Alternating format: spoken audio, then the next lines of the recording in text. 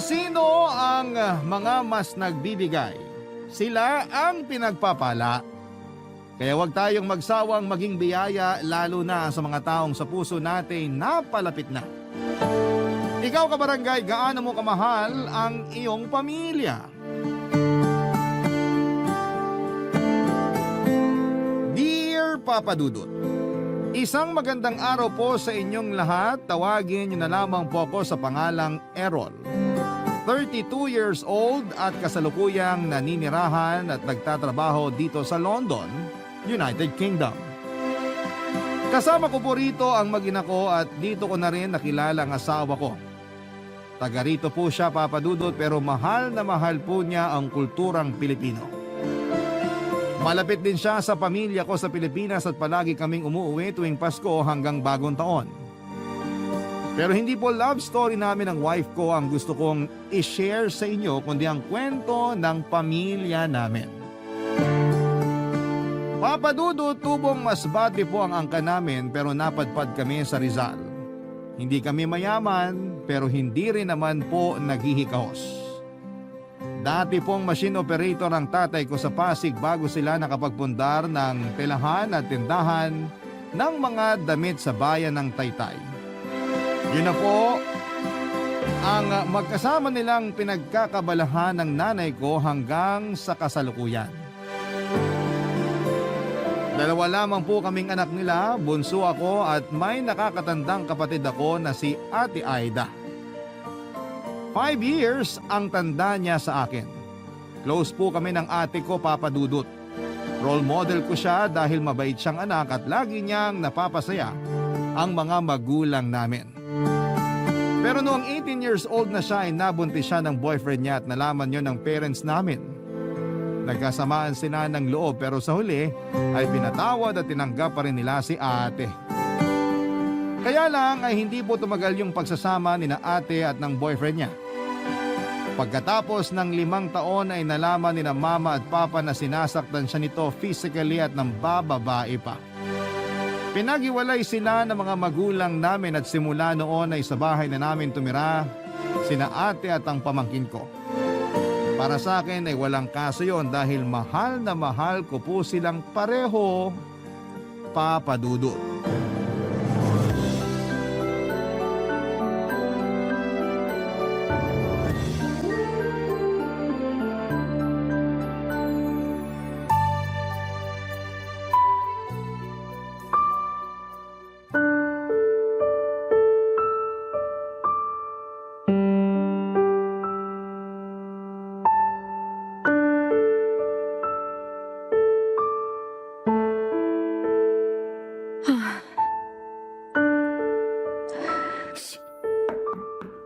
Sino yan? Ako to, ate. Sandali lang. Ate, umiiyak ka ba? Ha? Wala to. Napuwing lang ako. Napuwing ka dyan. Ate, di mo ako maluloko. Halata namang umiiyak ka oh. Kahit kailan talaga wala akong maitatago sa'yo. Kilala kita. Magkapatid tayo. Anong problema? Wala naman. Oh, teka. May kailangan ka ba? Sabi kasi ni na mama at papa, hindi ka pa raw nagdi-dinner. Kararating ko lang galing school. May ginawa kasi kaming project. Yayayain sana kitang kumain. Ganon? Oo, kaya tara na. Wala akong gana eh. Mamaya na lang siguro. Sabi ko na eh, may problema ka talaga. Yun yung dahilan kaya ka umiiyak, no? Oo. Pwede naman natin pag-usapan. Ikwento mo sa akin para gumaan yung nararamdaman mo, ate. Pero baka nagugutom ka na. Makakapaghintay naman yung sikmura ako. O sige, pasok ka muna. Sige. Upo ka na lang dyan sa kama. Iusog mo na lang yung mga damit na natupi ko na. Mga nilabhan ko yan kanina. Sige, ate.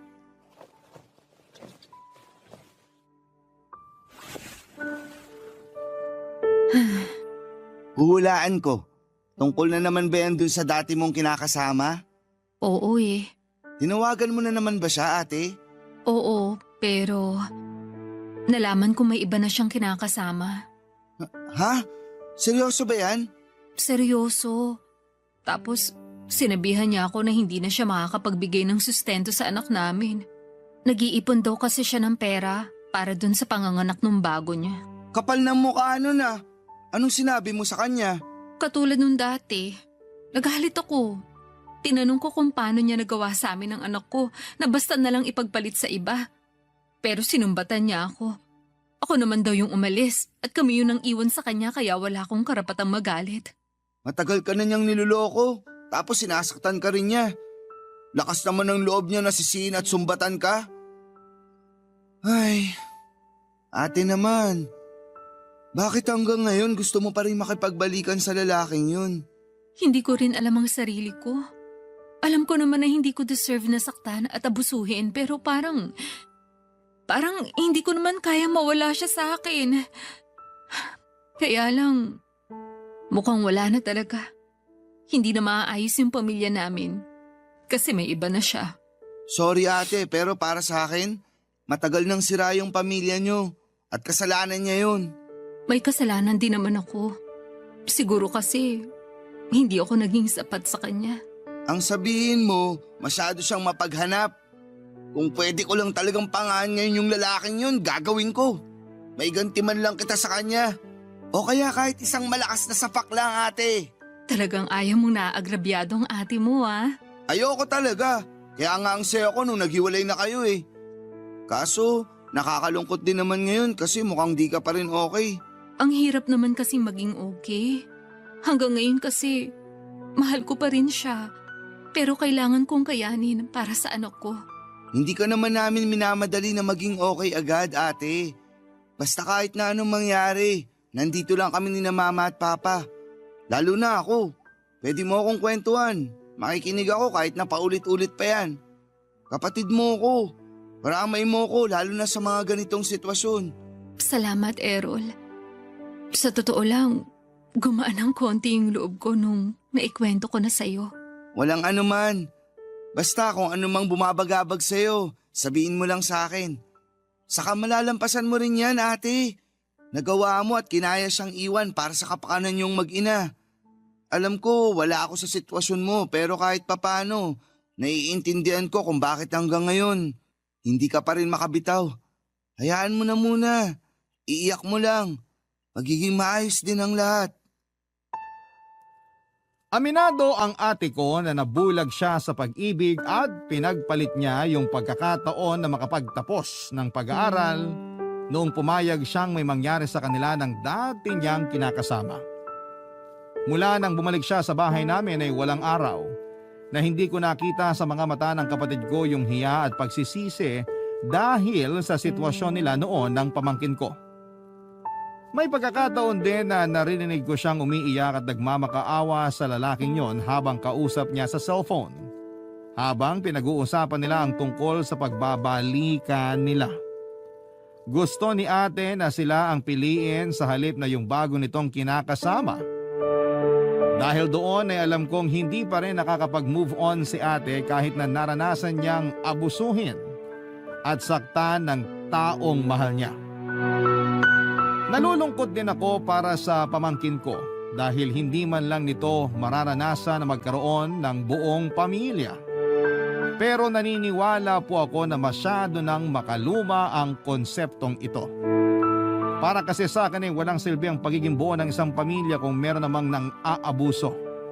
Hindi dapat ginagawang normal ang pagtitiis sa pang-aabuso sa loob mismo ng tahanan para lamang masabi na kompleto at buo ang isang pamilya. Kaya sang-ayon po ako noong binawin ni na mama at papa si ate sa abusado niyang kinakasama. Galit na galit po ako sa lalaking yon, Papa Dudut. Hinding-hindi ko po siya mapapatawad sa ginawa niya sa kapatid ko at sa anak nila. Napapatanong nga ako sa sarili ko kung bakit may ganong klase ng mga tao. Yun bang nasa kanila na ang pamilya na pinapangarap ng iba pero nagagawa pa rin nilang ipagpalit. Alam ng parents ko na close kami ni Ate Aida, Papa Dudut, lalo na ni Mama. Kaya nga hindi na bago sa amin na minsan ay napag-uusapan namin yung sitwasyon ng kapatid ko, Papa Dudut.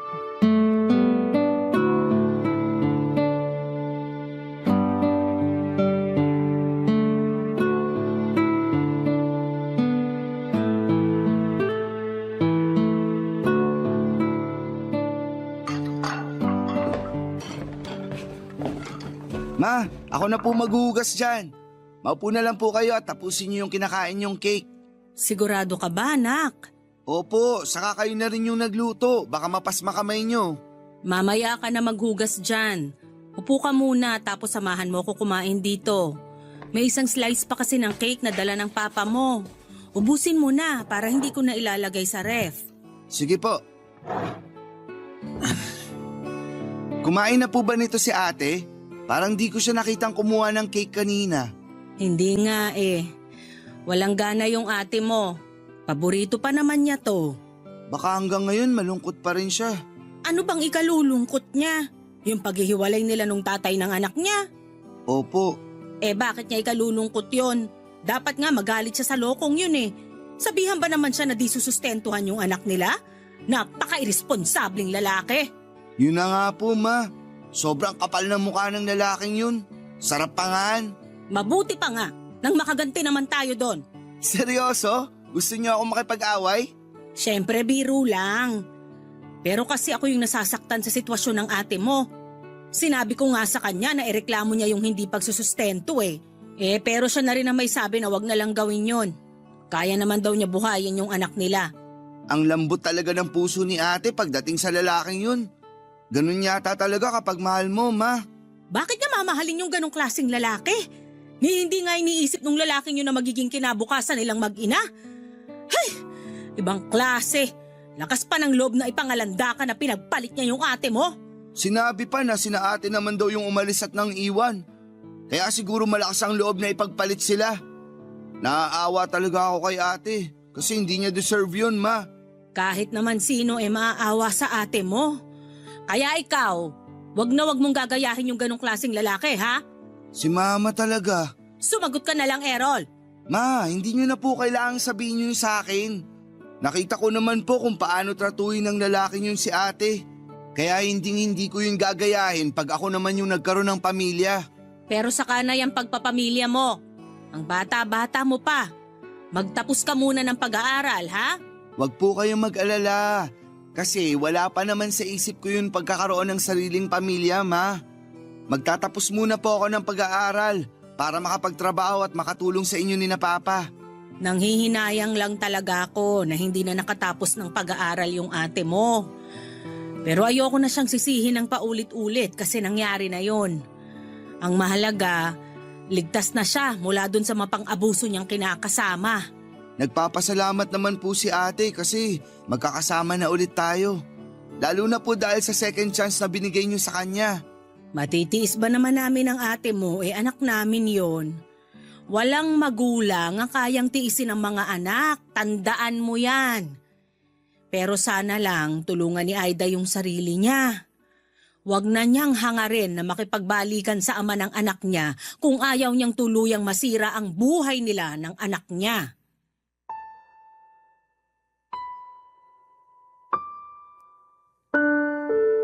Papa Dudut, naiintindihan ko po si mama dahil magulang siya.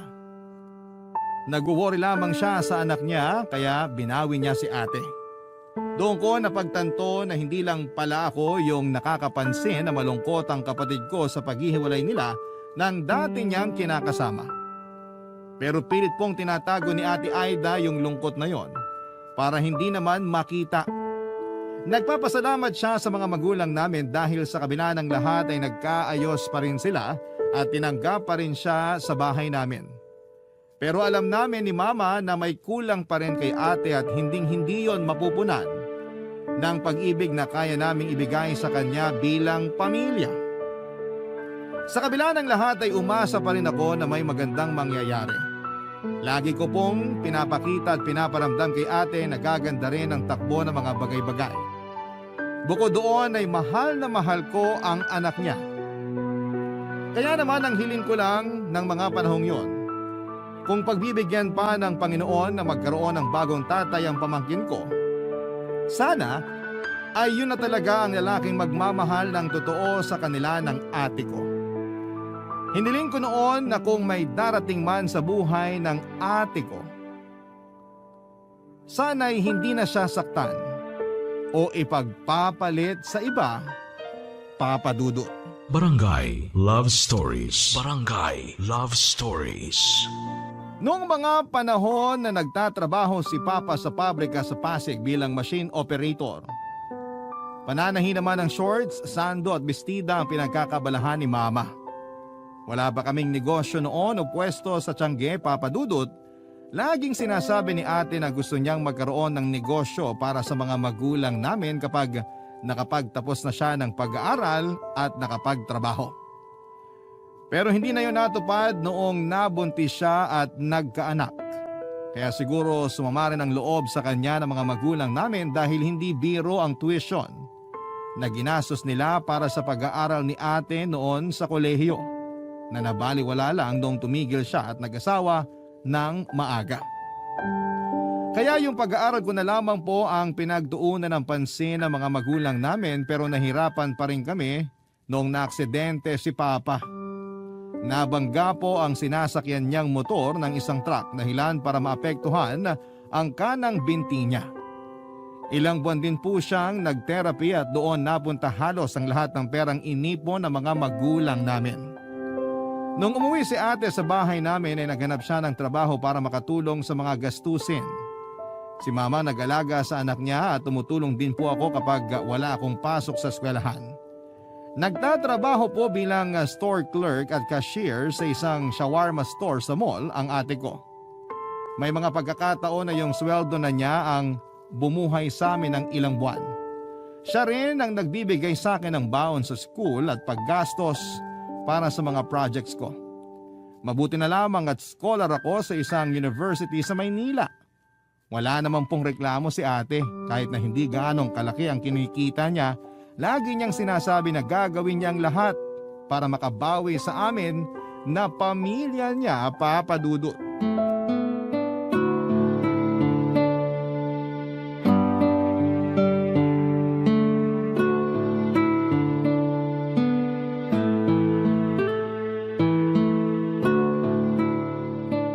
Errol, kunin mo na tong baon mo. Ha? Binigyan mo na ako, di ba? Oo, pero dagdag mo na lang doon kasi nabanggit mo nung nakaraan. Diba sabi mo may project kayo? Baka maubos allowance mo kung dun mo kukunin. Kaya sige na, kunin mo na to. Wag na, ate. Anong wag na? Pagkakasyahin ko na lang yung binigay mo. Nakakaiya na rin kasi. At bakit ka naman mahihiya sa akin, ate mo ko?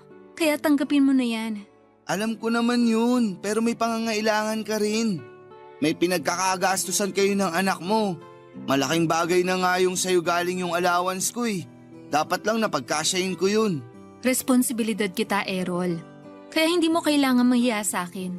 Tsaka kahit papano naman, may naitatabi ako para sa amin ng anak ko. Ikaw na rin kasi nagbabayad ng mga bills natin dito sa bahay, ate. Tapos sagot mo na rin mga pagkain natin mula nung di na makapagtrabaho si Papa. Dapat siguro talaga ituloy ko na yung plano ko. Planong ano? Maghanap ng part-time job para makabawas na sa gastos mo yung allowance ko. Mag-working student ka? Oo, pwede naman yun kasi di naman mahigpit sa school namin. Pero kaya mo kaya? Si ate naman, syempre kakayanin. Ang ibig kong sabihin yung pagsasabayin mo yung pag-aaral at pagtatrabaho. Demanding ang kolehiyo. Diyan pa lang sa kurso mo, inaabot ka pa nga na madaling araw kakaaral. Baka kapag nag-part-time job ka, mahati yung atensyon mo sa pag-aaral mo at bumaba naman yung grades mo. Hindi ko pa rin naman pababayaan yung pag-aaral ko. Alam ko, pero minsan madali lang yung sabihin. Pero kapag nagtatrabaho ka na, may punto na mapapabayaan mo pa rin yun. Tingnan mo ko, hindi na nakagraduate kasi pinili ko mag-asawa. Akala ko kapag nanganak ako, makakabalik ako sa pag-aaral. Makakapagtapos ako tulad ng pangarap sa akin ni na Mama at Papa. Pero hindi ko na nagawa kasi sobrang nakakapagod maging nanay. Hanggang sa nawala na lang din ako ng gana. Wala namang imposible, ate. Hindi pa lang siguro ngayon yung tamang panahon para bumalik ka sa pag-aaral. Pero darating ka rin dun. Pero sa ngayon, hayaan mo na rin ako na tulungan kang mapagaan yung sitwasyon natin kahit papaano. Alam ko rin na gusto mo lang tumulong na mapagaan yung pamumuhay natin. Na-appreciate ko yon, pero maniwala ka. Ang laki na nung naitutulong mo sa akin kasi nandyan ka. Nakikinig ka sa mga kwento at kadramahan ko sa buhay. Si Mama, siya yung nag-aalaga sa anak ko kapag nasa trabaho ako. Ikaw rin, inaalagaan mo yung pamangkin mo. Kaya mahal na mahal ka nung batang yun eh. Wala ngang bukang bibig kundi ikaw. Pamilya tayo, ate. At ang pamilya nagtutulungan, nagdadamayan. Kaya nga hayaan mo na lang muna ako na makatulong sa pamilya natin. Diyan ka na lang muna mag-focus sa pag-aaral mo. Pag nakatapos ka na, magtatrabaho ka rin naman. Huwag mo madaliin yung bagay na yun. Tsaka kayang-kaya ko pa naman eh. Kaya bilib talaga ako sa'yo, ate. Sus, bolero. Alam mo, sa lahat ng mga maling desisyon ko sa buhay, yung anak ko lang yung tama. Hinding-hindi ko pagsisisihan na dumating siya sa buhay ko at naging nanay niya ako. Kaya nga, araw-araw ako nagsusumikap sa trabaho para mabigyan siya ng magandang kinabukasan. Siya yung lakas ko, Errol. Pag nagkaanak ka na, mas maiintindihan mo yung pinanggagalingan ko. Naiintindihan ko naman kahit paano, ate. Kaya nga proud na proud kami sa'yo. Tapos ngayon, halos ikaw lang yung inaasahan namin. Lalo na sa mga gastusin natin sa bahay. Pangako, babawi ako. Kapag nakagraduate ako at nakapaghanap ng trabaho, ako naman yung tutulong sa'yo at sa pamilya natin. Salamat ha. Kung wala kayo, baka nabaliw na ako. Walang anuman, ate. Mahal ka namin eh. At hindi ka namin kayang tiisin. Hindi ko lang alam yung gagawin ko nun kasi masyado akong nabulag sa pagmamahal ko sa maling tao. Malaki rin yung pagsisisi ko kasi sinuway ko nun sina Mama at Papa. Wala naman silang hinangad kundi mapabuti ako pero naging matigas ang ulo ko. Ano ka ba, ate? Tapos na yun. Hindi mo kailangang paulit-ulit na sisihin yung sarili mo. Salamat talaga, Errol. Pero kunin mo na kasi tong pera. Sige ka, pag hindi mo to kinuha magtatampo ko. Pambihira naman oh. Nang guilt trip ka pa talaga. Sige na kasi.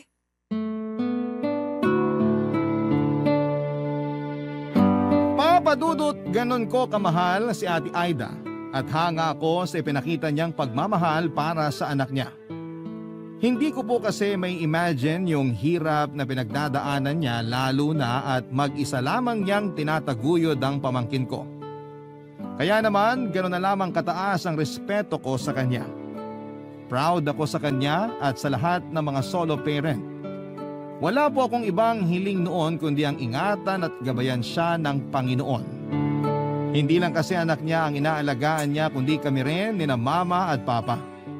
Kaya naman nangako ako noon sa sarili ko na magsisikap akong makapagtapos ng pag-aaral para magbunga yung pagsasakripisyo ng kapatid ko.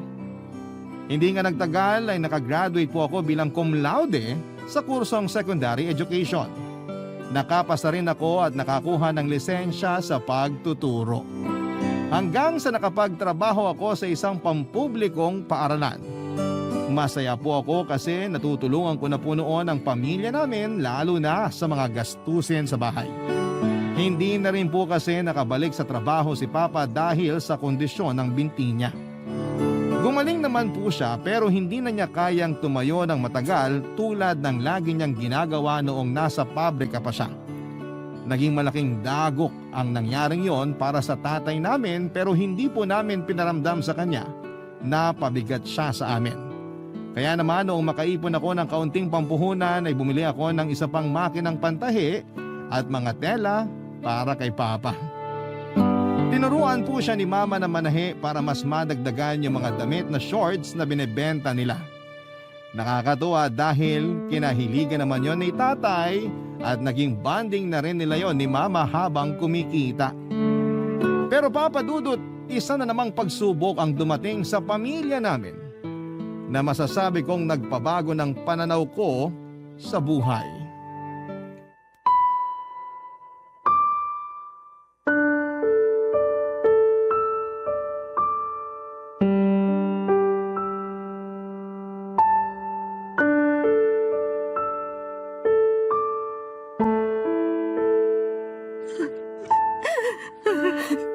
Ma, ayoko pa pang mamatay.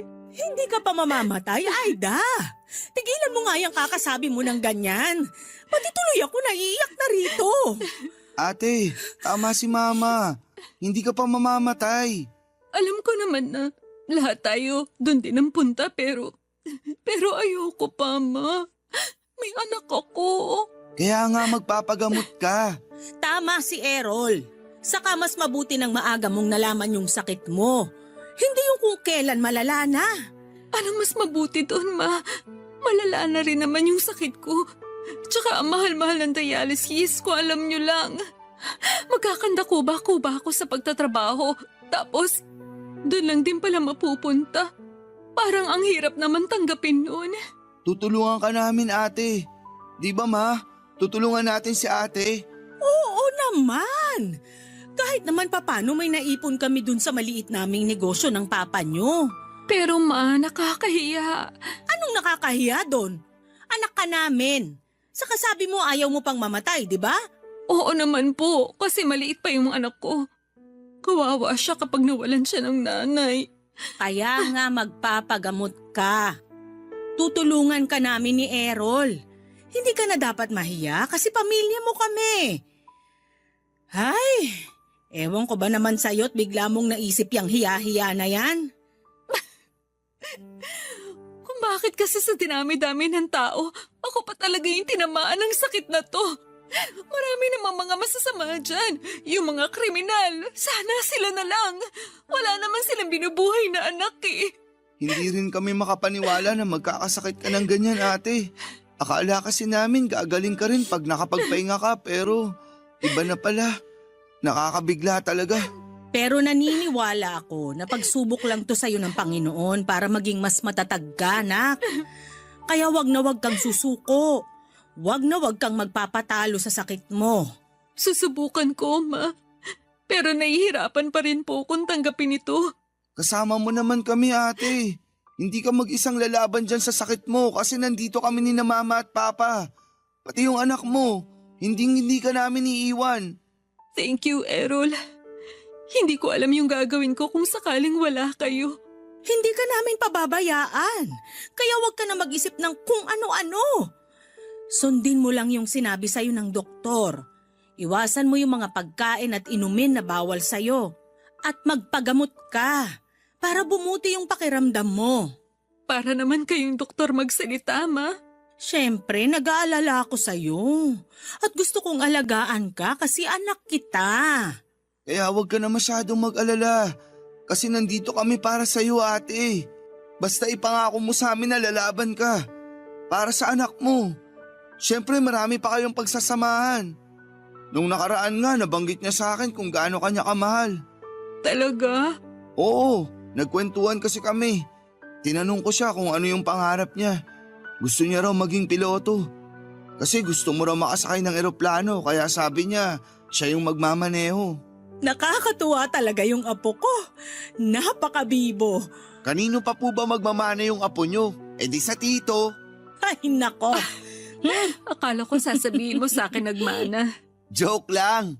Sa'yo talaga mana yung anak mo, ate. Sa akin lang pagdating sa kapugian. Kitang-kita ko sa mga mata ni Ate Aida ang matinding takot noong sabihin niya sa aming may chronic kidney disease siya. At malala na yon dahil kinakailangan na niyang sumailalim sa dialysis. Pero higit pa roon yung takot niya dahil meron po siyang anak na maiiwan sakaling hindi bumuti ang kalagayan niya, Papa Dudut. Napakabata pa po ng pamangkin ko para maulila sa ina. Kaya naman ramdam namin ang matinding sakit at pangamba sa mga salita ni Ate Aida.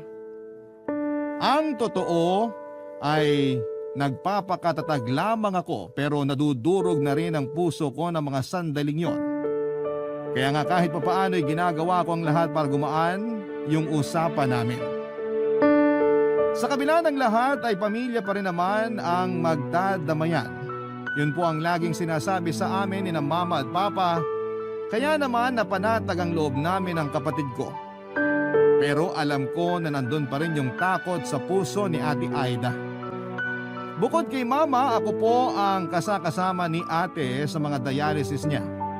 Ako na rin po ang nagsilbi niyang kanang kamay sa bahay namin, lalo na't marami na siyang mga bagay na hindi kayang gawin. Malaki po ang ibinagsak ng katawan ni Ate Aida, namayat siya ng sobra. Pero siya pa rin yung kapatid ko na positibo at walang reklamo. Hindi po nawawala ang paniniwala ko na magiging maayos din ang lahat, Papa Dudut. Hanggang sa nakapagdesisyon po ako na handa kong ibigay ang isa kong kidney sa kapatid ko para madugtungan pa ang buhay niya, Papa Dudut. Barangay Love Stories. Barangay Love Stories. Nung una ay tinanggihan po ni Aida ang suhestyon kong sumailalim kami sa kidney transplant dahil maapektuhan noon ang kalidad ng pamumuhay ko. Sinabi niya sa akin na bata pa raw ako at marami pa akong pwedeng gawin na posibleng hindi ko na magawa sakaling maoperahan ako. Pero para sa akin lahat ng mga bagay na yon ay walang saysay kung mawawala siya, Papa Dudut. Mahal na mahal ko po ang kapatid ko at wala akong kayang hindi gawin para sa kanya. Kaya naman sa huli nakumbinsi ko po siya at ang mga magulang namin na i-donate kay ate ang isang kidney ko. Hindi ko na po i-detalye ang proseso pero naging successful naman po ang operasyon. Pero syempre under observation at strict monitoring pa rin po si Ate Aida hanggang sa tuluyan nang nakapag-adjust ang katawan niya sa bagong kidney na meron siya. Ako naman ay sinunod ko lamang ang payo sa akin ng doktor at hindi rin naman nagtagal ay nakapag-adjust na rin po ako. Nakabalik na rin ako sa pagtuturo at masasabi kong wala akong pinagsisihan sa naging desisyon ko, lalo na noong nakikita kong unti-unting bumabalik ang sigla ng pangangatawa ng ate ko, Papa Dudut. Laging sinasabi ng mga magulang namin na pareho kami ng kapatid ko na biyaya sa isa't isa. Kaya naman masayang masaya sila, Papa Dudut.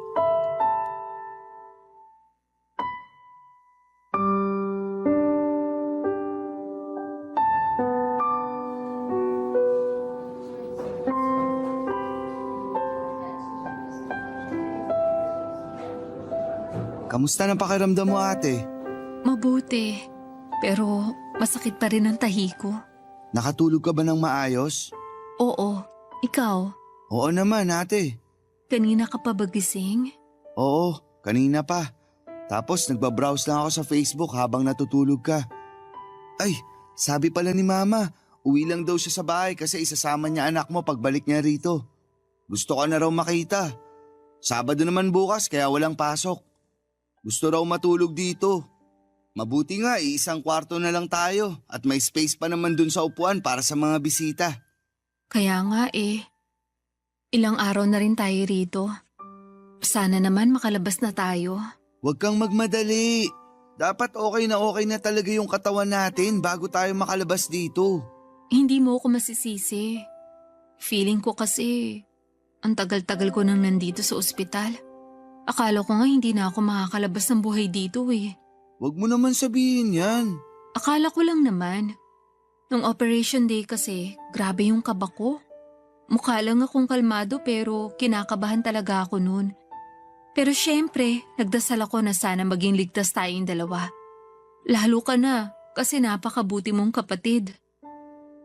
Salamat sa pag-donate mo sa akin ng isang kidney mo ah. Malaking bagay yun para madugtungan pa ang buhay ko.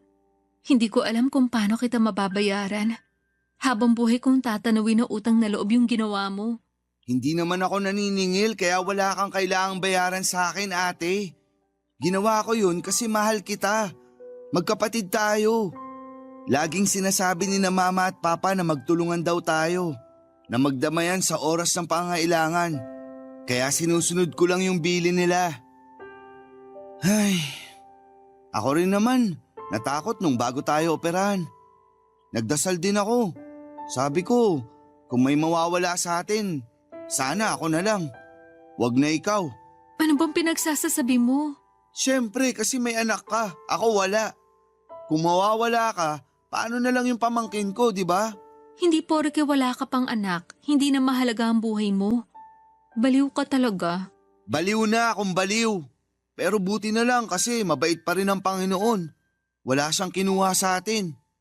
Pareho niya tayong iniligtas. Isa pa, Nagdasal talaga sina mama at papa para sa ating dalawa. Iba talaga yung kapangyarihan ng dasal ng mga magulang. Lagi tayong nililigtas. Kaya nga masayang masaya sila ate. Ako rin, masayang masaya. Wala akong ibang hiling kundi maging maayos na yung pakiramdam mo. Yun din ang gusto kong mangyari sa atin. Para makabalik ka na sa pagtuturo. Malamang, miss na miss ka na ng mga estudyante mo. Miss ko na rin sila. Alam mo, proud na proud talaga ako sa iyo, Errol. Kasi tinupad mo yung pangako mo na makakagraduate ka. Tapos naging teacher ka at nakakapagturo na. Lagi kang pinagmamalaki ni na mama at papa. Siyempre, ganun din ako. Ikaw ba naman ang magkaroon ng kapatid na teacher? Marangal na propesyon kaya ang pagtuturo. Mahal na mahal ko ang pagiging teacher ate. At masaya ako sa ginagawa ko. Pero nakakatawa lang kasi kahit ako mismo, may natutunan eh. Ano naman yun? Tungkol sa unconditional love. Na may mga bagay pala akong kayang gawin hindi lang para sa mga magulang natin, kundi para sa'yo na rin kasi kapatid kita. Natutunan ko rin na sulitin yung bawat sandali. Magpasalamat sa may kapal, sa mga biyaya kahit na hindi madali yung buhay natin. Kasi hindi natin alam kung kailan niya tayo kukunin. Pangalawang buhay na natin to. At gusto ko yun gamitin sa mas makabuluhang gawain na kasama kayong lahat. I-enjoy naman natin yung buhay ate. Tama ka. May natutuhan din ako sa nangyari.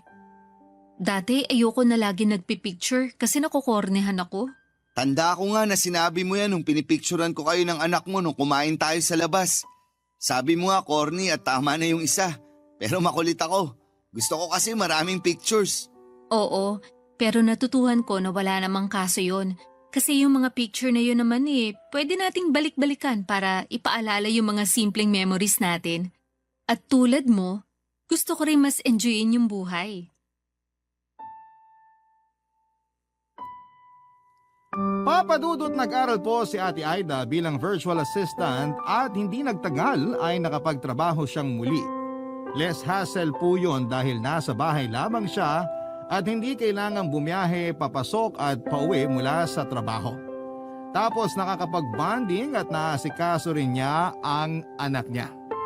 Binigyan din po niya ng perang pangpuhunan ng mga magulang namin para makapag-expand ang negosyo nila.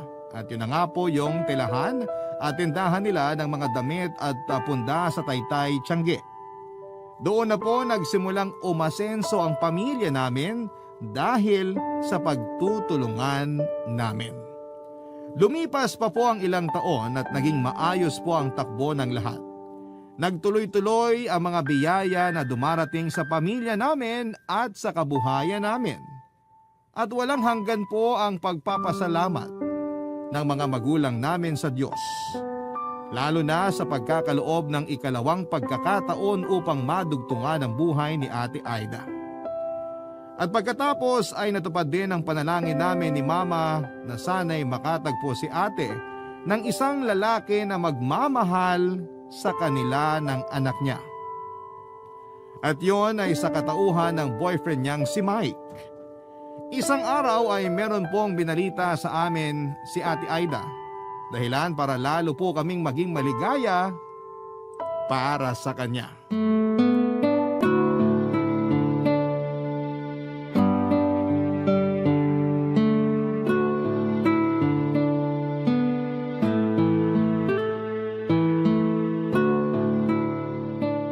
Ma, nasan po si Papa?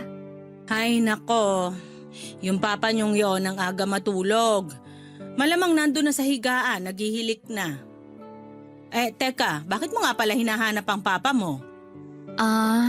May sasabihin po sana ako sa inyo. Sa amin mo na lang sabihin ate. Oo nga, makikinig naman kami ni Errol. O sige. Paano kung sabihin ko mag-aasawa ulit ako? Papayag po ba kayo? Ha? Ibig sabihin, nag-propose na si Kuya Mike? Oo at hindi lang, Aida. May pasuspense ka pa eh. Pero sagutin niyo muna yung tanong ko. Malamang papayag kami. Nasa tamang edad ka na naman. Saka alam naming mabait at mapagmahal yung boyfriend mo. Ay, hindi ba, Errol? Opo. Ano na ate? Nag-propose na ba si Kuya sa'yo? Tada! Oo. tingnan niyo yung daliri ko. Ayan yung singsing, oh. Tingin nga. Aba, oo nga. Tingnan mo yung singsing ng ate mo. Ang ganda, di ba? Oo nga, ma. Bagay na bagay kay ate. Pero kailan pa siya nag-propose? Kanina lang, dun sa date namin. Kaya pala tanong ng tanong sa akin tungkol sa kasal. Kung saan ko raw gustong ikasal. Kung sa simbahan, sa beach ba o garden wedding tulad ng mga artista. Hindi ka man lang ba nagtaka? Hindi. Hay nako. Palibasa, yan yung bagay na hindi ginawa sa'yo nung dati mong kinakasama. Kaya deserve na deserve mo yan, nak. Yung pakasalan. Thank you, Ma. Tama si mama. Masaya kami para sa'yo kasi nahanap mo na yung lalaking magmamahal sa'yo at sa anak mo. Yun bang makakasama mo habang buhay? Kasi pakakasalan ka at may plano para sa future nyo.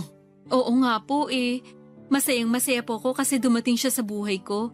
Hindi ko po akalain na mabibigyan pa ako ng second chance na magmahal ulit. Bonus pa yung kasal ko kaya excited na po ako. Excited na rin kami para sa'yo, nak. Siguradong matutuwa yung papa mo kapag nalaman na ikakasal na ang unika iha niya. Alam mo namang mahal na mahal ka nun. Siguradong iiyak yun pag nakita niyang nakasuot ka ng wedding gown. Sigurado po yan, Ma. Si Papa pa ba? Congratulations, Ate Aida! Congratulations, nak. Thank you, Ma. Thank you, Errol. Payakap nga po sa inyo. Naiiyak ako eh. Ay, bakit ka naman umiiyak? Wala lang po. Natutuwa lang. Payakap na po. Sige, yakap na. Errol, sumali ka rito. Sige na nga, kahit ang corny tingnan. Anong corny? Joke lang naman po, ma. Ay, ang lalaki na ng mga anak ko. Parang kailan lang ang liliit nyo pa. Basta mga anak, proud na proud kami sa inyo ng papa nyo. At mahal na mahal namin kayo.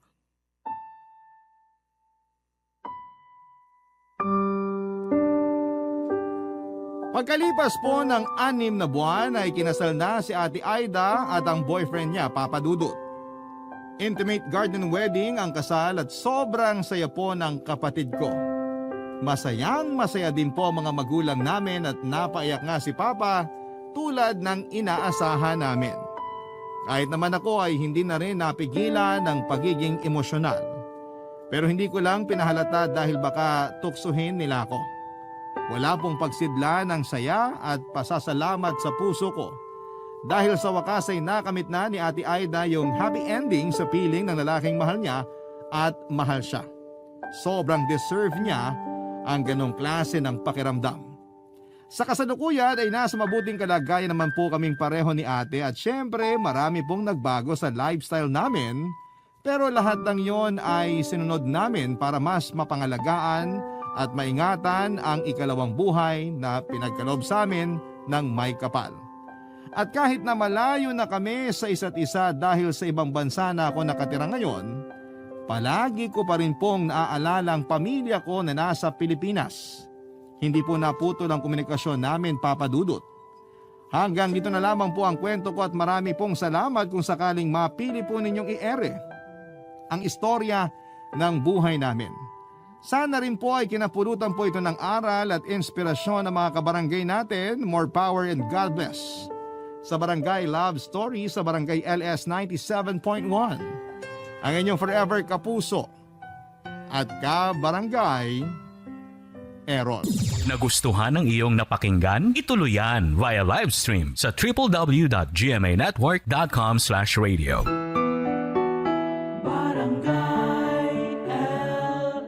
In Mega Manila, 97.1.